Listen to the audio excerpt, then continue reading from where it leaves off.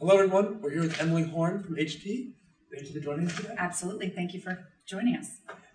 Now, today, maybe you can give a little background real quick about the room we're in, too, because I think it's a pretty fascinating place. Yes. So we're in the founders area at HP, and the company started in a garage in 1939, and we actually were able to preserve the founders area. So Bill and Dave's offices are intact. Looks very Mad Men. But then as you walk through these doors, you see the future of HP, which is about 3D printing, personal systems, and also traditional printing, 2D and 3D.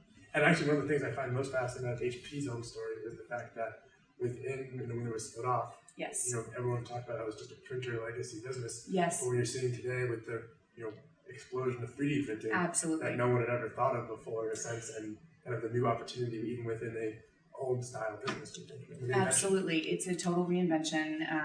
It's been almost 4 years, and HP now is focused on, you have the traditional PC or personal systems and printing group, but 3D printing is not your hobbyist 3D. This is commercial 3D. These are customers like BMW and Nike, and basically completely transforming the manufacturing industry. And so we'll see in the next decade it explode. And so it's the future of the company.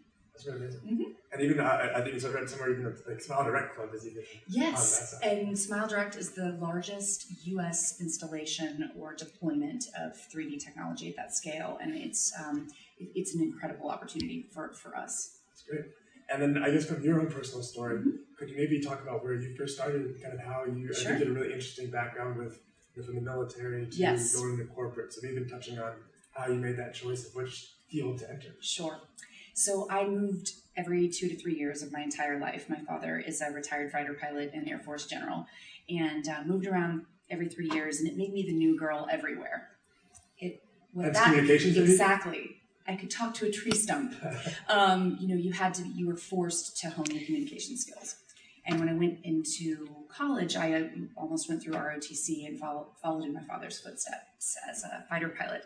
And instead, I did a traditional, different route, and that was communications. And I went into the communications school at Florida State to do graphic design for advertising, and took a PR class and found it fascinating. I have no idea why, but I just thought the art of convincing a stranger, aka a reporter, of your company's story in a unique and impactful way, and being able to shape the reputation of a company was fascinating to me. And the rest is history.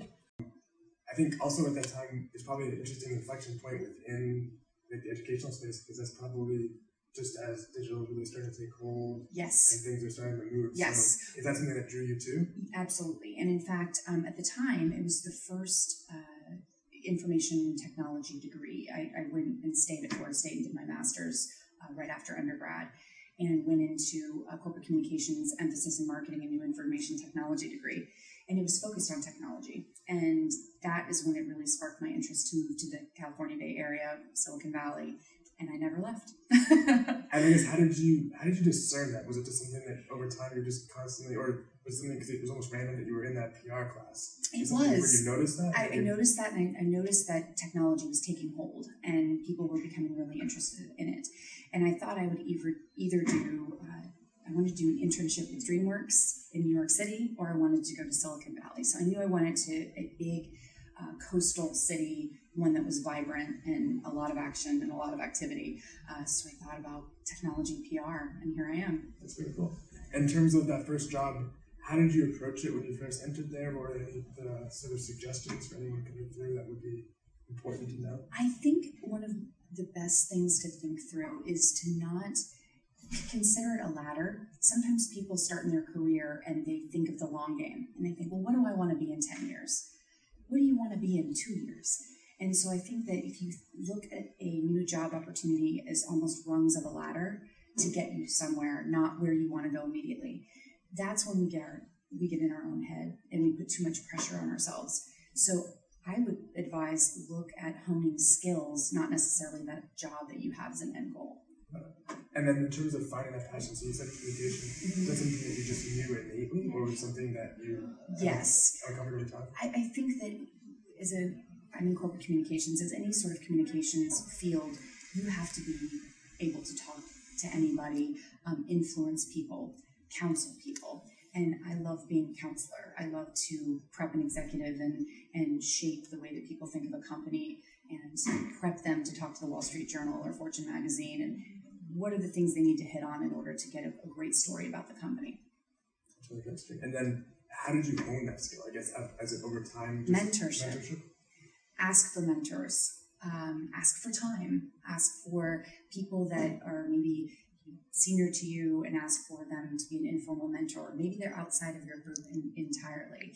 But I think, and asking for mentorship even outside of your company or industry, I think that can really help. And I think organizations, I'm a member of PRSA, a board member with PRSA Silicon Valley, and I think that those outside industry development affiliations are so important because you meet people. It's great job opportunities. So I would advise for all people to find those industry organizations and network like crazy. How do you identify that mentor? Like how did you know that, especially in the early career, that was kind of a good starting mentor? When I saw someone that I wanted to emulate, they were climbing in their career. They were good people. I found them and sought them out. And the ones that were willing to be mentors, they wanted to develop young people. So it was pretty organic.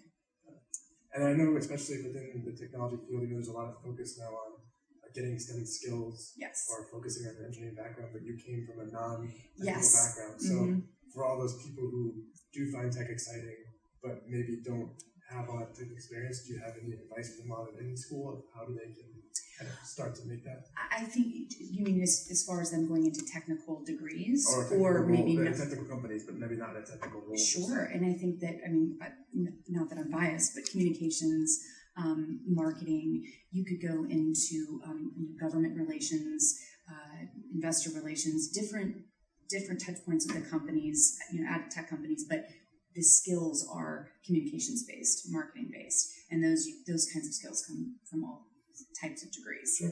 Would there be any suggestions of someone in college today of, if you look back on it, that yes. you would have maybe done in school as like a couple of things to look at? Internships, and very different ones. I think that we tend to, right now we're doing a new graduate hire role, and I'm interviewing for it. And the person that I'm looking for did very different types of internships, not the exact same ones. And I think that could be really good on a resume. But I think internships are key. And any suggestions for someone who maybe not in from the valley of how to get those internships? Is it just about having it within the technological space, or can you do internships otherwise and then apply? I think you can also think about the agency model, not just corporations, because if you look at large agencies, and some come to mind from a communication standpoint, Edelman, Fleischman, Golan is a medium size. Those companies and agencies have very different industries inside. So automotive, technology, and sometimes so people are looking for general skill set. You do an internship, then you can figure out your industry. So that's another way in, is thinking of an agency, not just going direct to a tech company. Kind of make your way into a broader industry set. And then you mentioned you're right now hiring for a role as a leader. Are there any particular attributes that you look for in future employees, or anything that you focus on there? Certainly, polish. Having being very polished, being very eager, being very about the team, and willing to do whatever it takes as far as coming in and just attacking the role, any elements of the role. Focusing on the team and being all about the team is the best. Sure. And then from that perspective, when someone's looking to join a company, do you have any suggestions for how they can unpack to see if that company's a fit for that? I think a lot of that is on chemistry with the people you talk to, right? And it's the way that you feel when you walk through the walls. And I think it's how that company can give them examples of how they've developed people and how they've grown people. Interview is two-way. You have to find the right fit for you too. Sure. And you mentioned looking at the career as kind of, rather than rungs of the ladder, of actually what do I want to do after 2 years or 3 years? How would you suggest, when you're starting to get to that point of knowing, okay, where's my next step? Yeah, absolutely. And it's funny, my professional life almost emulates my growing up life, my childhood life, because I moved every 3 years of my life. and every 3 or 4 years. And that has been kind of my cadence of my career, where every 3 or 4 years I kind of evaluate. Doesn't mean I move necessarily, but I do evaluate, and is there a different role inside the company that I should take? But it's about always adding to your toolbox of skills and making sure you don't become dormant and stay still. And so I think the rungs of a ladder analogy is just to diversify and think of different things. And I think that I feel like it was almost muscle memory from being a military kid. I just exactly of what's my next challenge, and not for everybody. For me, it worked. Do you take any formal process of doing that? Like, do you write down kind of a reflection of that, or yes, over time, a little journaling? Talking to people, again, mentors, of course, to say, and I look at different careers of people that I admire. Our chief communications officer here, Karen Kahn, is someone I admire greatly, and she has a background of, she was a Wall Street Journal reporter. She's led, giant agency teams. She has led corporate communications at a completely different company, and now she leads all of communications, events, and corporate brand.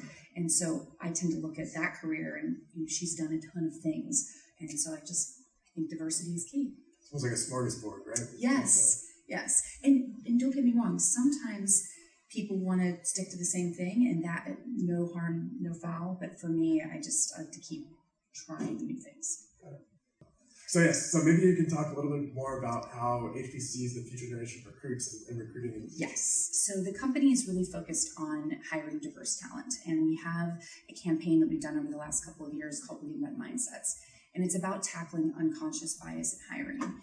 And so the mission of it, the tagline, if you will, is that HP is hiring and talent is our only criteria.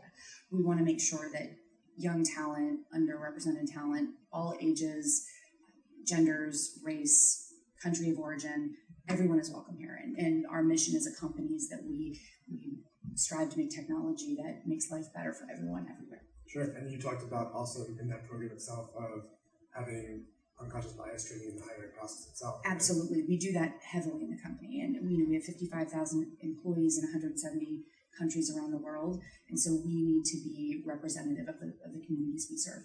Sure.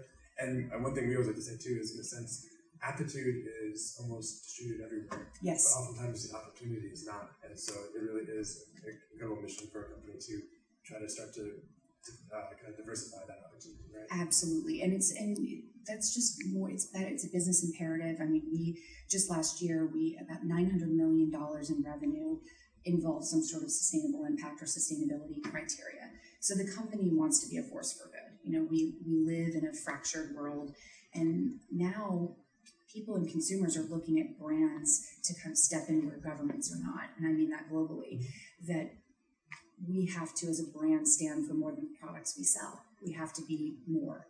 And I think trust comes in there, and people want to trust you. Is that part of your own, it kind of sounds like it matches your vocation with your actual occupation in a sense? Because yes. As communications leader, you almost get to be on the front lines of that entire story. Right? Absolutely. And being on the front lines, it's very important. It's also, you have to really embody it from the inside first. So we communicate a lot about our sustainable impact strategy. It's anchored in people and planet and communities.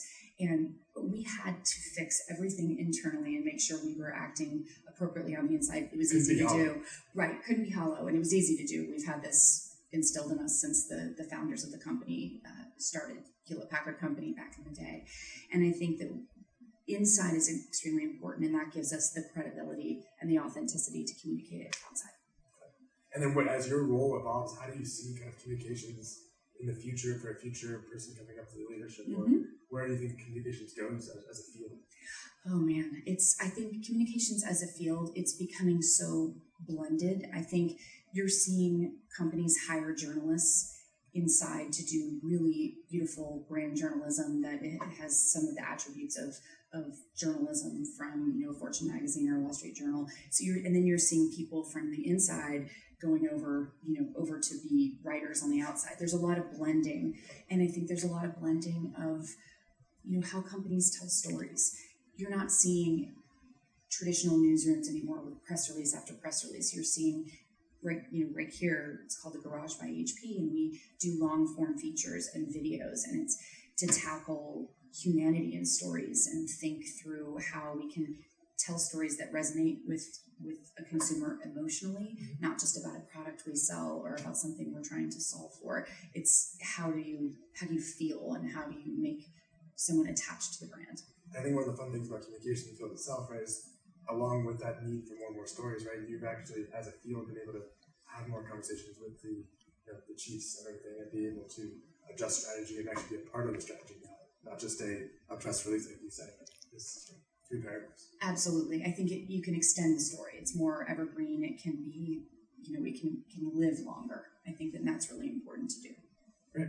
And then I guess from your perspective, how does, especially being a technology company, how does technology start to change the communication field? Where do you see it kind of going in the next 5 years? Well, it's kind of work and life are blending. It's no longer a 9-to-5 job where you're sitting behind your computer at your desk. Again, I'm biased at being an HP person. We make products that allow you to be completely mobile. You have the power of a giant workstation on your desk, but it's in its mobile form in your hand.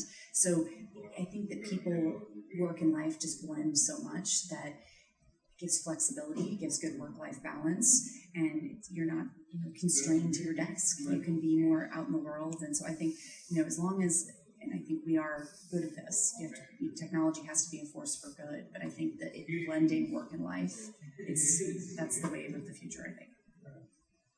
So maybe you can just touch briefly on what you find most exciting about your work. I think for me, what's most exciting about the job is being responsible for what we call our corporate reputation pillars. So those are sustainable impact, diversity and inclusion, and pan-HP security.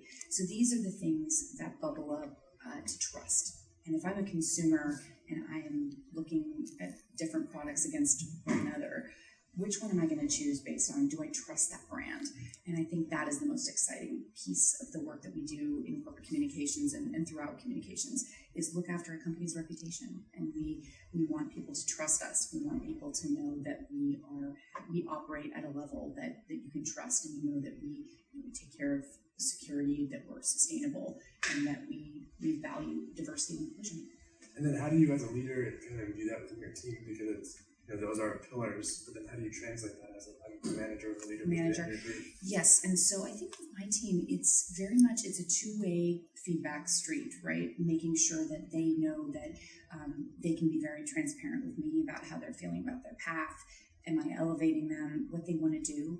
I think that transparency is key, because I don't want to hold anybody back. I want to grow their career, whether it's inside HP or outside. I always want to be of help in that way. Sure. I always wanted that of other people over the course of my career. People have helped me do that, and I'd like to do the same for my own team. Definitely. And then especially with HP's focus on, say, diversity and sustainability, as a female leader, how has the company kind of really focused on empowering women? Oh, absolutely. Well, the one thing to note is HP has the most diverse board in the tech industry. That's very exciting. And I think that we've valued diversity and inclusion since the very beginning. One of the very first corporate objectives of Hewlett-Packard Company back in the 50s, there were 8 of them, and corporate social responsibility was one of them. So this goes one right of the back. first ones. Absolutely. And so I think that diversity and inclusion, women in tech, my career path here has been nothing less than supported. And then I guess from your perspective, what's something really fun or interesting that no one would expect to learn about you? I'm a daughter of a fighter pilot. We, as I mentioned, we moved around every 3 years, and I think the most unexpected thing would be that I almost followed in his footsteps.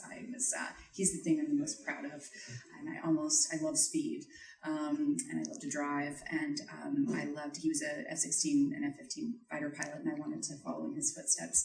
And then I decided, after being in the military through him for 18 years, I wanted to try the business route. So it was a different path, one I'm glad I took. And then, but you still are very big into cars as well, right? Yes, I'm a total gearhead. I have my Sunday driver is a 1975 Cherokee Chief, and it's a ton of fun. And so I love to drive. I love road trips. I like anything fast, anything with a motor. Have you ever gotten to a race on the Autobahn or anything like that? No, nothing like that. But I have done some controlled drag racing in Florida. Very cool. And is that kind of your on the work-life balance side? Is that kind of the side that Need you're for really speed. Well, that's very cool. Well, thank you again for taking the time to join us. Absolutely. It was a pleasure. Thank you. And, Thank you for best of coming. luck today. And I hear it's a barbecue. Yes. We might be dunking some executives. Yes, we have a dunk tank in play at the moment. So, have a great Thank you time. so much. I appreciate it. Thanks.